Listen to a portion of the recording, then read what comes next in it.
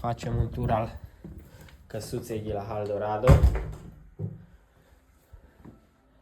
Aici avem bucătăria cu televizor, aer condiționat, canapea, mobilat, complet utilat. Ai aproape orice de ceea ce ai nevoie.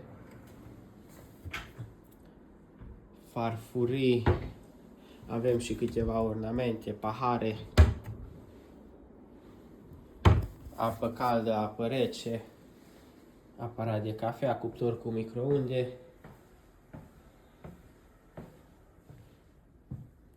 o cameră foarte spațioasă, avem și aici aer condiționat, un șifonier pentru haine, perdele, draperii.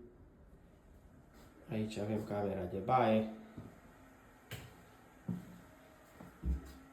dușul,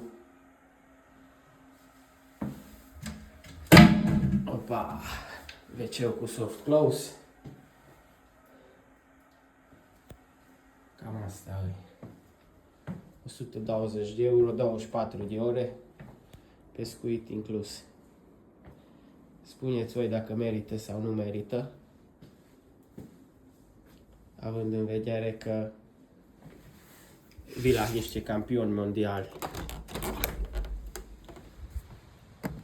Terasă.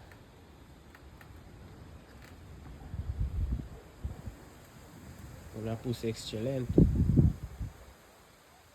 O baltă foarte plină de pești. Acolo în capăt o baltă în care se poate da și la răpitor. Și în balta mare este răpitor, doar că șansele să agheți crapul e foarte mare.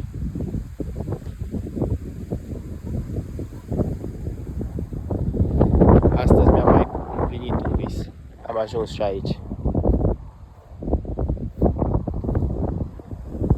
Așa arată căsuța la exterior.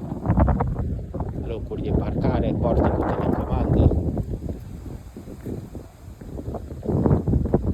Avem și regulament de care trebuie să ne ținem. Avem și sugestii de unde putem să ne cumpărăm de mâncare. Avem și Wi-Fi. Wi-Fi. Super fain.